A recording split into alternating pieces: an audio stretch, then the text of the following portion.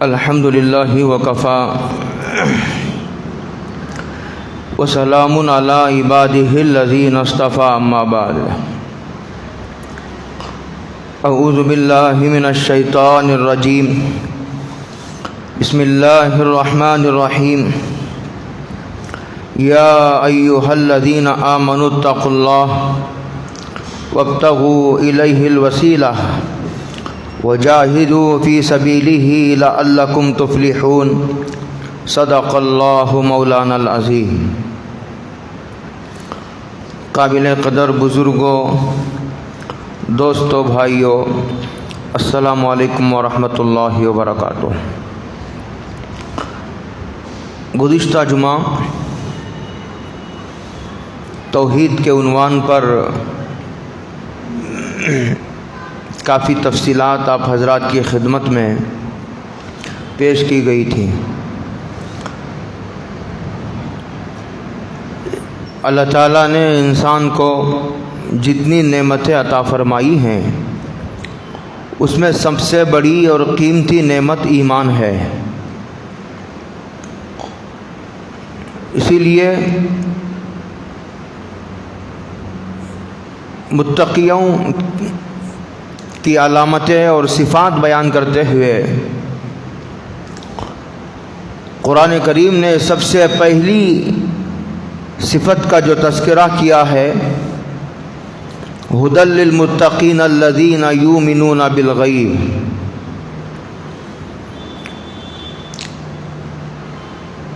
اللہ سے ڈرنے والوں اور متقیوں کی سب سے پہلی صفت، علامت یہ ہے کہ وہ مومن ہوتے ہیں۔ ایک آدمی مومن تو نہیں ہے، کافر بھی تو نماز پڑھ سکتا ہے، کافر بھی روزہ رکھ سکتا ہے، لیکن کافر نماز اور روزہ رکھنے کے باوجود اگر کوئی مسلمانوں کے طریقے پر زکوٰۃ دیتا ہے لیکن مومن نہیں ہے تو وہ متقیوں کی فہرست میں داخل نہیں ہے، وہ ادنا درجے کا متقی بھی نہیں ہے۔ تقوی والا کہلانے کے لیے سب سے پہلی شرط اور سب سے بڑی شرط یہ ہے کہ وہ ایمان لے آئے۔ یہی ایک قیمتی سرمایہ انسان کے پاس ہے اور یہ مدار نجات ہے۔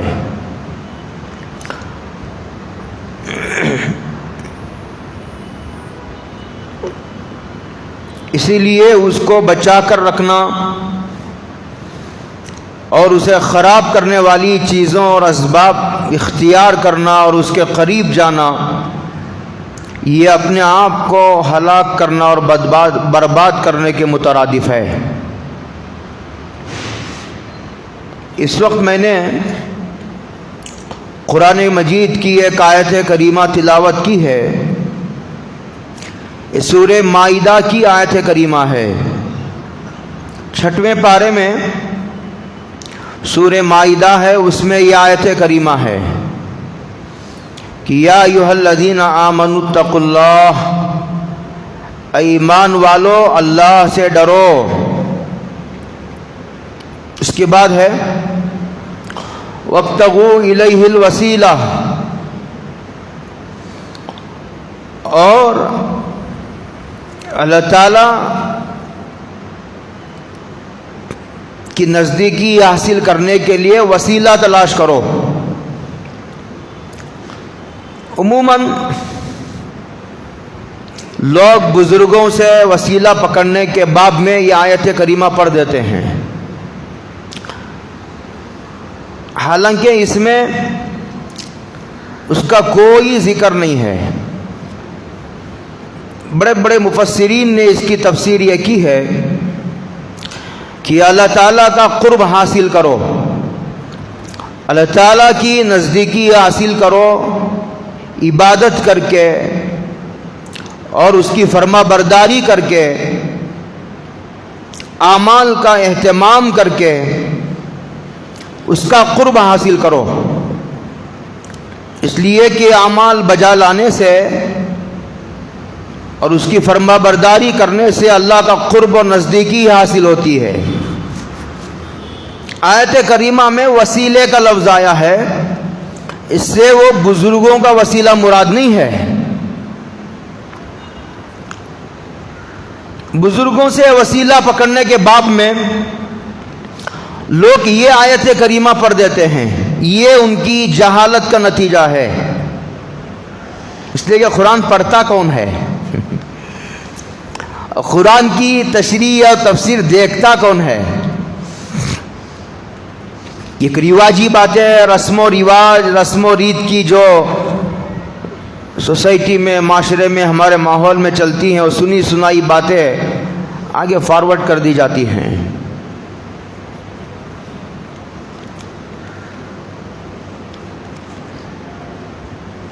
گزشتہ جمعہ اس کی کافی تفصیلات آپ حضرات کے سامنے آئی، اس کا صرف خلاصہ اور منشا یہ تھا، اللہ تعالیٰ نے ہمیں ایمان کی دولت سے سرفراز فرمایا ہے، اسے بچا کر لے جانے کی کوشش کرو، اس لیے کہ یہی مدار نجات ہے، اسی پر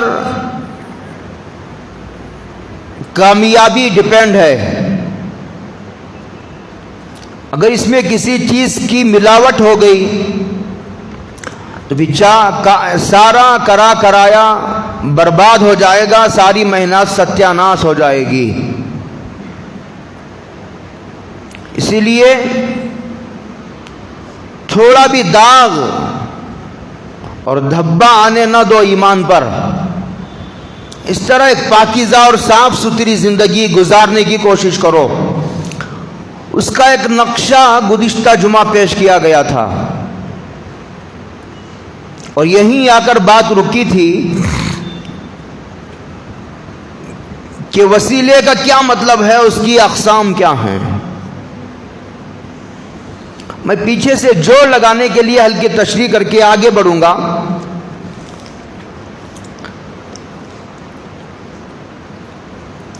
نمبر ایک یہ ہے، یہ ایک آدمی نبی کے بارے میں یا اولیاء اللہ کے بارے میں یہ سمجھتا ہے کہ اللہ تعالیٰ نے ان کو چھوٹی خدائی دے رکھی ہے، گو زبان سے نہ کہتا ہو، لیکن ایسا سمجھتا ہے کہ ان کو اللہ تعالیٰ نے پاور دیا ہے، اختیارات دیے ہیں،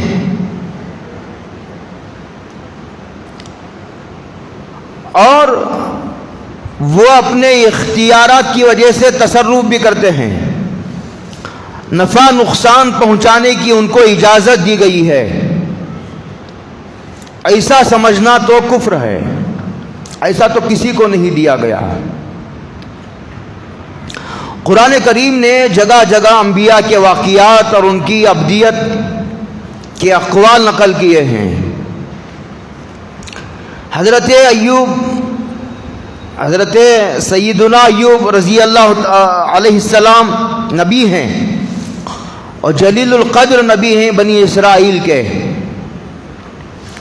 ان کے واقعات تفصیل سے سنانے کے بعد قرآن کریم نے یہ کہا کہ حضرت ایوب نے اللہ تعالیٰ کو پکارا، وَأَيُّوبَ إِذْ نَادَىٰ رَبَّهُ انی مسنی الضر وانت ارحم الراحمین۔ اے اللہ، مجھے ایک بیماری اور پریشانی لاحق ہو گئی ہے، آپ اپنے شان رحیمی سے دور فرما دیجئے۔ اگر ان کے اختیار میں ہوتا، اگر حضرت ایوب کو خدائی کا کوئی حصہ ملا ہوا ہوتا تو وہ اس طرح اپنی بے بسی، عاجزی اور درماندگی کا اظہار نہ کرتے ہیں۔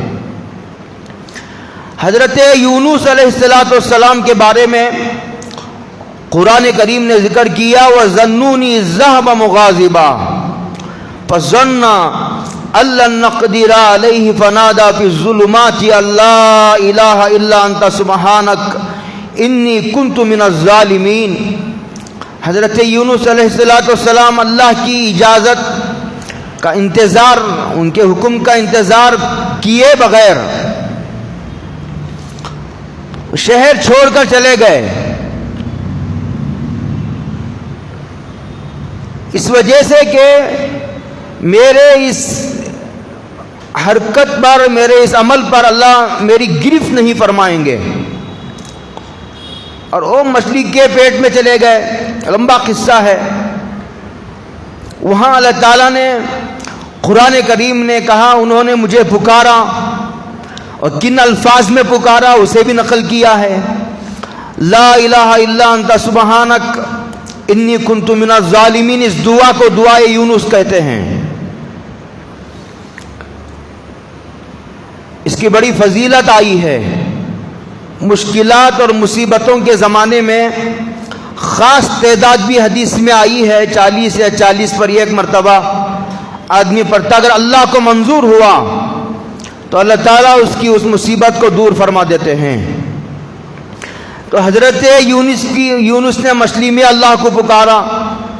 قرآن کریم میں ایک جگہ ہے فلولا انہ کان من المسبحین للبث فی بطنہ الی یوم یبعثون، کہ حضرت یونس نے مچھلی کے پیٹ میں ہمیں پکارا. اگر نہ پکارتے تو پھر قیامت تک اسی مچھلی کے پیٹ میں رہنا پڑتا. انبیاء کی بے بسی، جبکہ اللہ کی مقام کے بعد، اللہ کے مقام و مرتبے کے بعد سب سے بڑا مقام و مرتبہ وہ انبیاء کی ذوات مقدسہ کا ہوتا ہے. لیکن قرآن کریم میں بے شمار واقعات ایسے ہیں جہاں ان کی بے بسی، درماندگی اور ان کی عاجزی، ان کے ساری، ان کا با اختیار نہ ہونے کا اعلان کیا گیا. یہ تو انبیاء کے واقعات ہیں، ان کے احوال ہیں جو قرآن کریم بالکل 2 4 کی طرح ذکر کرتا ہے. حضرت ابراہیم علیہ السلام نے بیٹا خدا سے مانگا. حضرت زکریا علیہ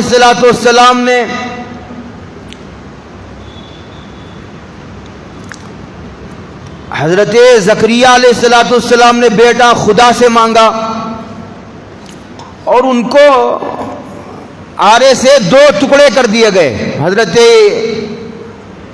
زکریا علیہ السلام کے. لیکن اس کے باوجود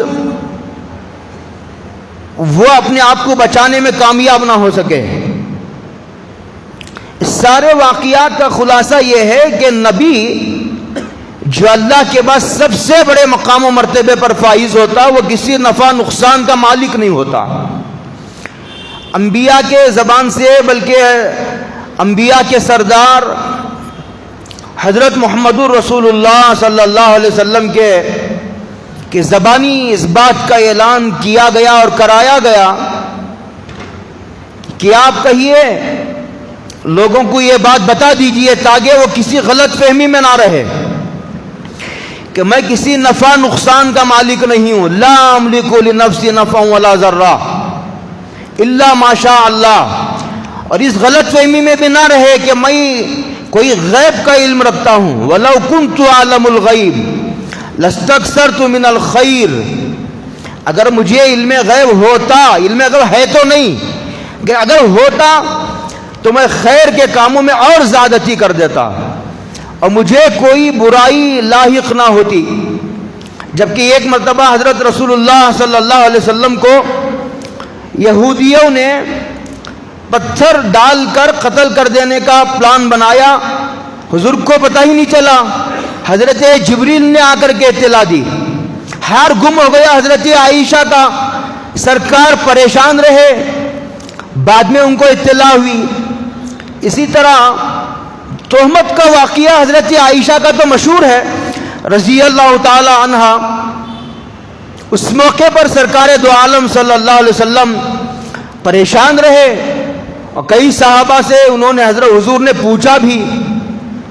یہ تفصیلات کا وہ موقع نہیں. بہرحال یہ ساری باتیں یہ بتاتی ہیں کہ اللہ کے علاوہ کوئی نفع نقصان کا مالک نہیں اور اللہ کے علاوہ کسی کو علم غیب نہیں. غیب کی باتیں جتنی اللہ نے نبی کو بتائی اتنی تو معلوم ہے. جب چاہے اور جو بات چاہے معلوم کر لے، یہ بات نبی کے اختیار سے باہر ہے. جب نبی کے ہی اختیار میں یہ بات نہیں ہے تو اولیاء اللہ کے تعلق سے یہ عقیدہ رکھنا تو اور بڑی گمراہی کی بات ہے۔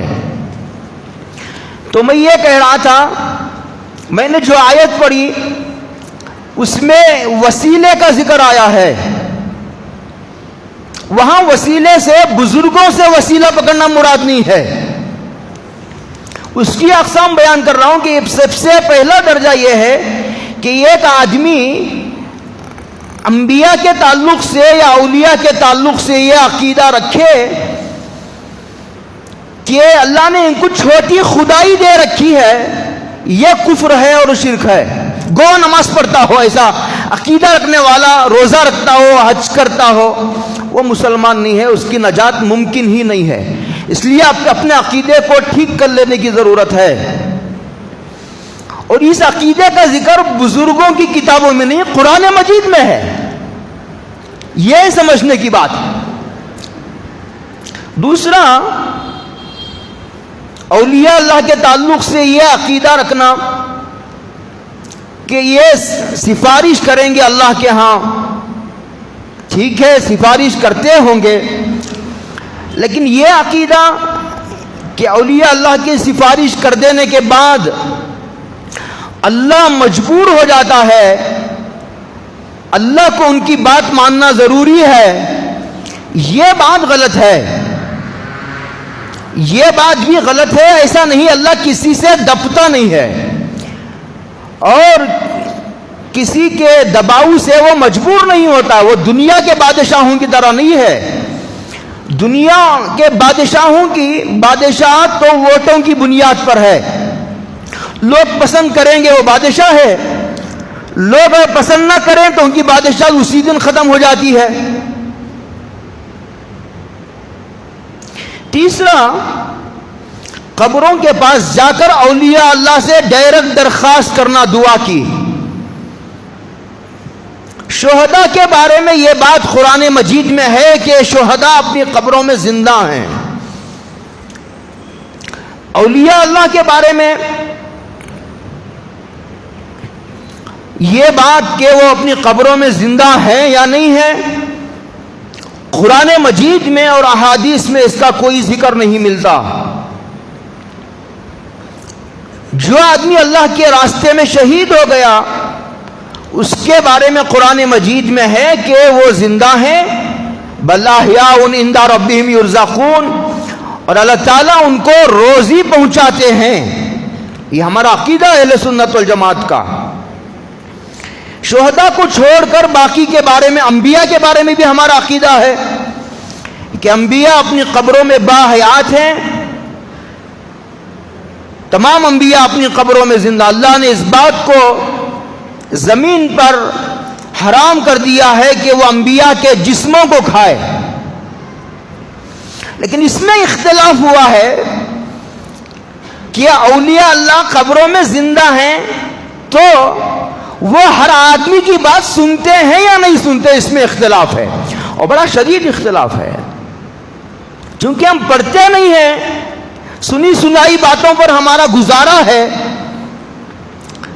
اس لیے اس مسئلے کی زیادہ تحقیق نہیں ہے اکثروں کو۔ اچھا چلیے ہم مانتے ہیں، سنتے ہیں، تو ان سے اگر ہم دعا کی درخواست کریں کہ آپ ہمارے لیے دعا اللہ سے دعا کر دیجئے، چلو یہاں تک بھی ٹھیک ہے۔ چوتھا، جو انبیاء اور اولیاء جن کا انتقال ہو گیا ہے اس دنیا سے، وہ منتقل ہو گئے عالم برزخ کی طرف، ان کے وسیلے سے ہم دعا کریں، ہم کریں، وسیلہ ان کا دیں، یہ بھی ٹھیک ہے۔ اور یہ کہ یہ ہے، یہ پانچویں شکل ہے، یہ ایک نبی زندہ ہے یا ایک اللہ کا ولی زندہ ہے، اس کے وسیلے سے دعا کرے، اس کی خدمت میں تو نہیں جاتے، اس کے وسیلے سے دعا کرتے ہیں۔ اور یہ عقیدہ کہ اولیاء اللہ ختم ہو گئے ہیں، یہ بدترین قسم کی گمراہی ہے۔ اولیاء اللہ کا وجود قیامت تک ہے، اس کا انکار قرآن مجید کی آیتوں کا انکار ہے، اولیاء اللہ یہ طبقہ ایسا سمجھتا ہے کہ اولیاء اللہ تھے، اولیاء اللہ نہیں ہے. ایسا نہیں ہے، غلط ہے یہ بات. قرآن مجید میں اولیاء اللہ کی صحبت اختیار کرنے کا حکم دیا گیا ہے. اگر موجود ہی نہیں ہے تو حکم پھر کس کے پاس جا کر بیٹھے؟ اور چھٹی شکل یہ ہے کہ زندہ نبی یا ولی کی خدمت میں ہی پہنچ جائے اور دعا کی درخواست کرے. اس کے جائز ہونے میں کیا شبہ ہو سکتا ہے؟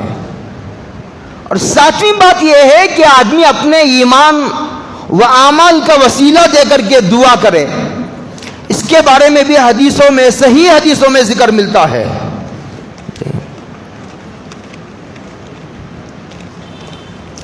بلکہ میں آپ کو ایک عجیب و غریب بات سناؤں. روایتوں میں آتا ہے کہ ایک صحابی حضرت رسول اللہ صلی اللہ علیہ وسلم کی خدمت میں آئے اور انہوں نے کہا حضور میری آنکھ کی روشنی چلی گئی، آپ میرے لیے دعا فرما دے. تو حضور نے ان سے پوچھا دعا کروں یا صبر کرو گے؟ صبر کرو گے تو اس کے بدلے میں اللہ تمہیں جنت دے گا. صبر کرو گے یا دعا ہی کر دوں؟ صحابی نے کہا سرکار صبر کی برداشت نہیں ہے، صبر نہیں کر سکتا، کمزور ہوں، دعا ہی کر دیجیے. تو حضور نے ان کو فرمایا کہ لوٹا لے کر اس میں لوٹا لو اور پھر اس میں پانی لو اور پھر وضو کرو اور 2 رکعت نماز پڑھو.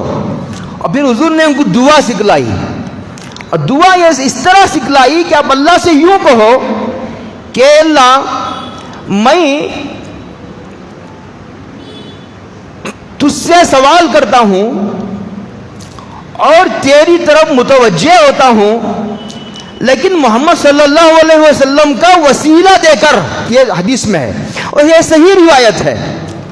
بعض لوگ صحیح روایتوں کا بھی انکار کرتے ہیں، ان کے ذہن میں ایک نقشہ بیٹھا ہوا ہے توحید کا. افراط و تفرید دونوں طرف سے ہے. دعا کرو اس طرح جا کر. تو وہ گئے اور یہ فرمایا کہ اے اللہ میں آپ سے سوال کرتا ہوں اور آپ کی طرف میں متوجہ ہوتا ہوں. حضرت محمد الرسول اللہ صلی اللہ علیہ وسلم کے وسیلے کے ذریعے آپ میری ضرورت کو پوری فرما دیجئے اور آپ حضور کو سفارشی کے طور پر قبول فرما لیجئے. تو کہتے ہیں کہ انہوں نے ایسا ہی کیا. اور بعض روایتوں میں یہ بھی ملتا ہے کہ اس طرح دعا کرنے کے نتیجے میں اللہ تعالیٰ نے ان کی وہ آنکھ کی روشنی لوٹا دی. تب آتا ہے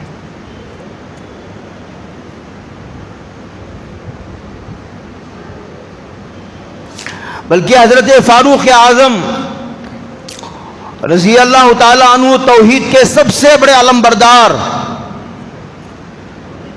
جن کے بارے میں سرکار نے فرمایا تھا اگر میرے بعد نبوت کا سلسلہ چلتا تو عمر کے اندر یہ استعداد موجود ہے کہ وہ نبی ہوتا ہے. وہ نبوت کی ایک کڑی ثابت ہوتے ہیں. لو کان بعدی نبی لکان عمر.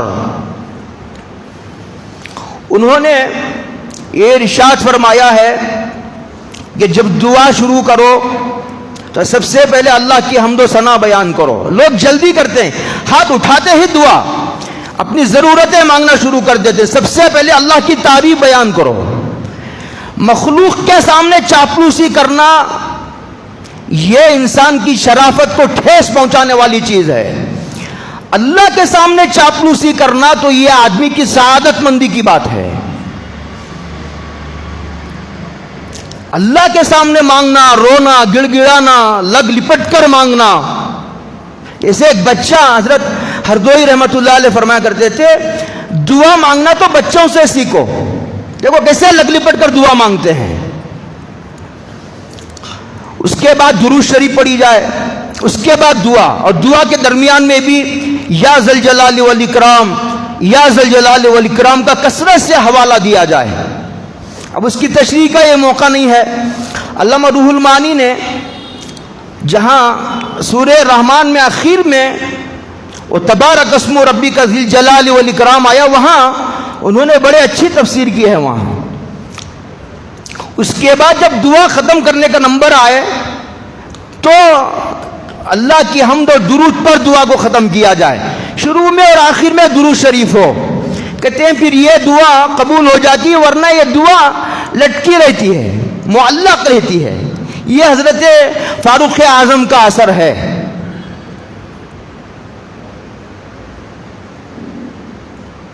تو یہ تو تھی وسیلے کی بات. تو جو وسیلے کی جو شکلیں حرام ہیں اس سے آدمی کو بچنا چاہیے تاکہ اس کی توحید خالص رہے،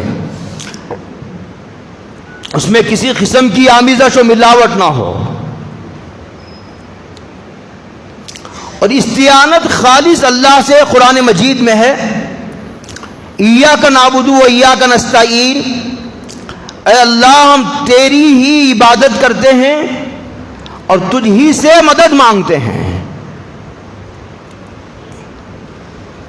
اس لیے کہ وہی حاجت روا اور مشکل کشا ہے، وہی حاجت روا اور مشکل کشا ہے.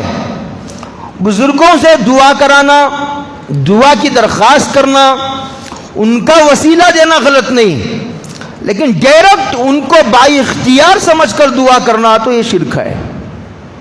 یہ تو اللہ تعالیٰ کا ہی منصب ہے، کسی کو دینا لینا، موت و حیات کے مالک اللہ تعالیٰ ہیں.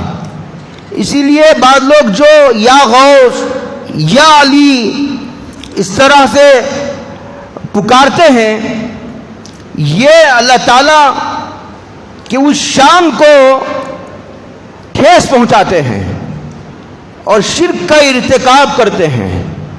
اللہ تعالیٰ کے علاوہ کسی مخلوق کو با اختیار اور حاجت روا مشکل کشا سمجھ کر مانگنا یہ شرک کا شعبہ ہے، اس سے بچنے کی ضرورت ہے. جب انبیاء کو بھی یہ منصب نہیں دیا گیا، جیسے کہ قرآن کریم کی آیتیں میں نے آپ کے سامنے پڑھی ہیں، بہت تفصیل کا یہ موقع نہیں ہے، اور بعض جگہ تو بزرگوں کا وظیفہ بھی پڑھا جاتا ہے. اب یہاں کیا ہے مجھے تو معلوم نہیں، بعض کتابوں میں لکھا ہوا ہے کہ یا وارثو، یہ کسی بزرگ کا نام ہوگا، ان کا نام لے کر کے وظیفہ پڑھا جاتا ہے. اللہ کے علاوہ کسی کا ذکر کرنا تو حرام ہے، یہ اللہ کی ہی شان ہے بس. اور بعض لوگ جو ہے بزرگوں کے ارواح سے، چلو مان لو اولیاء اللہ اپنی قبروں میں زندہ ہیں،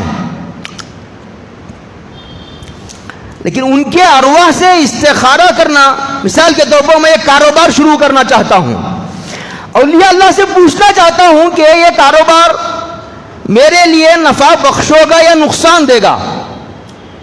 یہ طریقہ روایتوں میں نہیں ہے، استخارہ روایتوں میں آیا استخارے کا طریقہ کہ وضو کرو اور نماز پڑھو، دعا آئی ہے، دن میں پڑھو چاہے رات میں پڑھو. بعض اہم معاملات میں فاروق اعظم نے یہ ایک مہینے تک استخارہ فرمایا تھا. اس کا نفع یہ ہے کہ جس کام کے لیے آپ استخارہ کر رہے ہیں اگر وہ آپ کے حق میں بہتر ہے تو اسی طرح کے حالات بنتے چلے جائیں گے. اگر وہ چیز آپ کے لیے نقصان دہ ہے تو استخارے کی نماز کی برکت یہ ہے کہ حالت ٹوٹتے چلے جائیں گے، یہی اس نماز کا نفع ہے.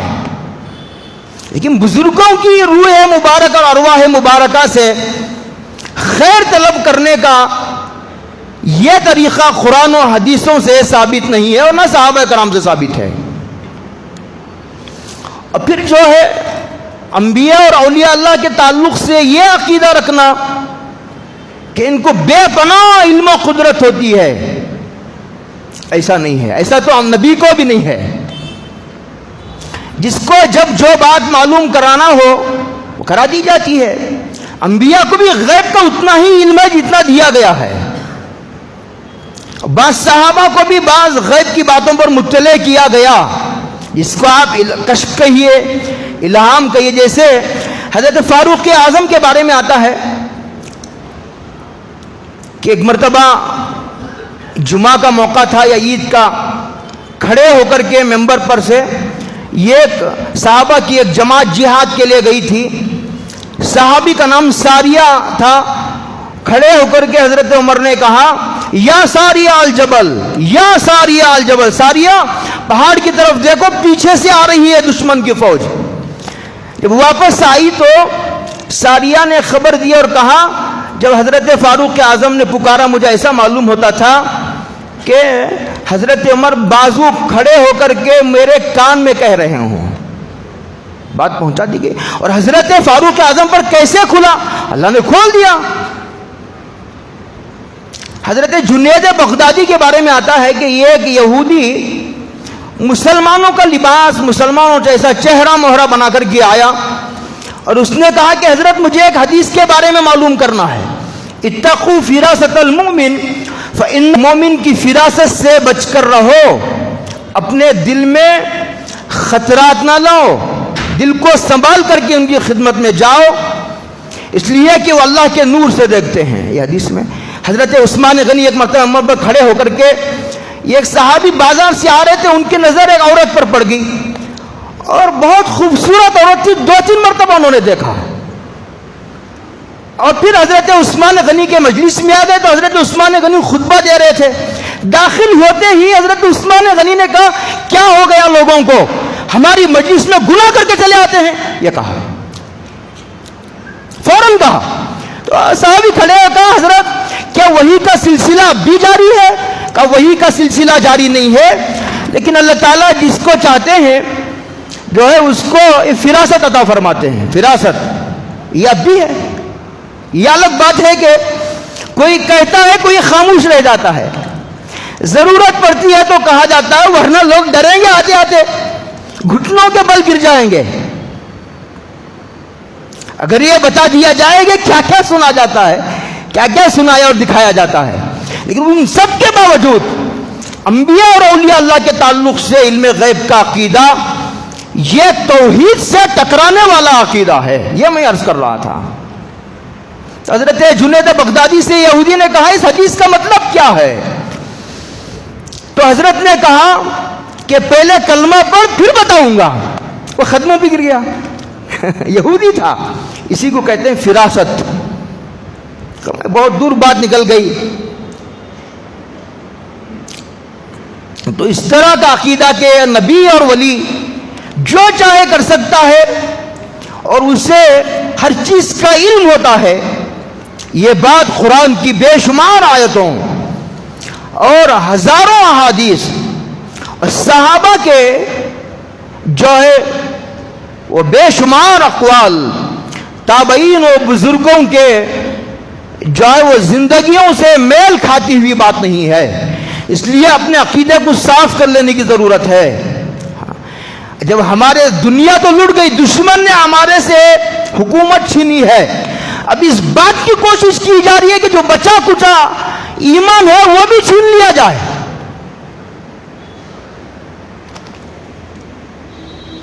حضرت علی رضی اللہ تعالی عنہ کو سرکار دو عالم صلی اللہ علیہ وسلم نے بھیجا تھا، اور یہ کہہ کر بھیجا تھا مکے کے فتح مکہ کے بعد جو بھی اونچی قبر ہے اسے برابر کر دو، یہ نہیں کہ قبر کو تہس نہس کر دو، اونچی نہیں کرو، برابر کر دو زمین کے برابر۔ اچھا اونچی کرنے کا نفع کیا ہے؟ کچھ نفع نہیں۔ آج بھی بات لگتا ہے کہ ختم نہیں ہوگی۔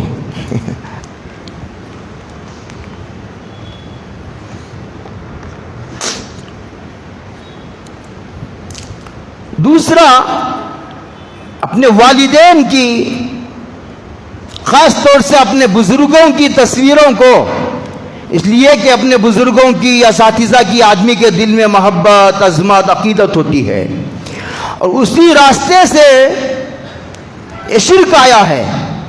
عیسائیوں نے حضرت عیسیٰ کی محبت، عظمت اور عقیدت میں زیادتی کی تو ان کو لے جا کر خدا کے بازو بٹھا دیا۔ یہودیوں نے حضرت عزیر کی عظمت کو زیادہ نمبر دے دیے تو ان کو لے جا کر کے اللہ کے صف میں کھڑا کر دیا۔ محبت اور عقیدت کے راستے سے شرک آتا ہے، یہ سب پہلی اور سب سے بڑی بنیاد ہے شرک کی. انبیاء اور اولیاء کی محبت ہمارے ایمان کا حصہ ہے. انبیاء اور اولیاء کے محبت کے بغیر کوئی آدمی کامل مسلمان نہیں ہو سکتا. انبیاء کے محبت کے بغیر تو آدمی مومن ہی نہیں ہو سکتا. اور اولیاء اللہ سے دشمنی منافق ہی کر سکتا ہے. علماء کے تعلق سے اس کا دل کالا ہوتا ہے جو اندر سے مومن نہیں ہے، اس میں کوئی دو رائے نہیں ہے.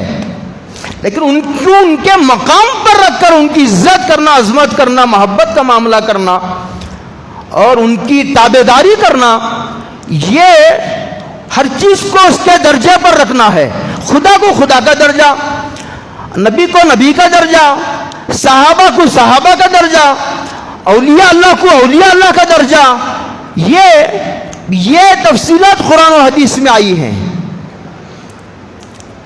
آپ بہت دور پہنچ گئے. چلتے ہیں. تو انبیاء، اساتذہ، اولیاء اللہ اور ہمارے بزرگوں اور والدین کی محبت آدمی کے دل میں ہوتی ہے. لہذا ان کی تصویریں لٹکارنا، بلکہ حدیثوں سے معلوم ہوتا ہے ہر جاندار کی تصویر، شیر کی تصویر لٹکا دی، اونٹ کی، گھوڑے کی، کتے کی. اب تو کتے بھی پالنے لگے ہیں مسلمان. عیسائیوں کے بارے میں سنتے تھے. ہاں، اگر گھر کی حفاظت کے لیے، باغ کی نگرانی اور حفاظت کے لیے، چوروں کے خطرات سے بچنے کے لیے، جیسے پولیس وغیرہ بھی رکھتے ہیں، اس طرح کوئی رکھتا ہے تو الگ بات ہے. ورنہ بلا ضرورت، بلا وجہ کسی بھی جاندار چیز کو، جاندار کی تصویر، جیسے کہ حدیث میں آیا ہے لا تدخل الملائکۃ بیتا فیہ کلب او تصاویر. فرشتے، رحمت کے فرشتے اس گھر میں، ہر اس گھر میں داخل نہیں ہوتے جس میں جاندار کی تصویر ہو یا اس میں کتا ہو. ہاں، اگر کوئی ایسی تصویر ہو تو وہ الگ بات ہے. جیسے ہم راشن کارڈ کی تصویر ہے، آئی ڈی کارڈ پر تصویر ہے، آدھار کارڈ پر تصویر ہے، تمہارے کسی گھر کی دستاویز پر تصویر ہے تو وہ الگ معاملہ ہے. ایسے میں اس میں فرشتے داخل نہیں ہوتے ہیں. ایک آدمی نے یہ جب حدیث سنی تو وہ لے جا کر کتا رکھ لیا کہ بھائی چلو موت سے چھٹکارا تو ہو جائے گا، کہ اس لیے کہ جس گھر میں کتا ہوتا ہے اس میں فرشتے نہیں آتے. اور یہ سمجھ لیا کہ اب میں ہمیشہ کے لیے موت سے محفوظ ہو گیا، اس لیے کہ کتا ہے گھر میں فرشتے نہیں آئیں گے. تو کسی عالم کے سامنے اس نے تذکرہ کیا تو اس نے کہا ہاں، انسانوں کو روح نکالنے والا فرشتہ تو نہیں آئے گا، لیکن کتے کو روح نکالنے والا فرشتہ آئے گا. تو یہ تصویریں رکھنا گھروں میں اولیاء اللہ بزرگوں کی، یہ شرک کا دروازہ کھولتا ہے. اس لیے اور شرک کے عقیدے کو نقصان پہنچانے والی چیز ہے، اس سے بچنا ضروری ہے. باقی اور باتیں تھی، کتنا مختصر کرو تو بھی بات وقت ختم ہو جاتا ہے. انشاءاللہ پھر جو ہے ہم بقیہ باتیں پھر عرض کریں گے، اس لیے کہ ایک ایسا بنیادی عقیدہ ہے جس پر نجات ڈیپینڈ ہے، یہ مدار نجات ہے. ہاں، اس عقیدے میں تھوڑی بھی کم و بیشی ہوگی تو آدمی کی نجات ممکن نہیں ہے. اللہ عمل کی توفیق عطا فرمائے. وآخر دعوانا ان الحمدللہ رب العالمین.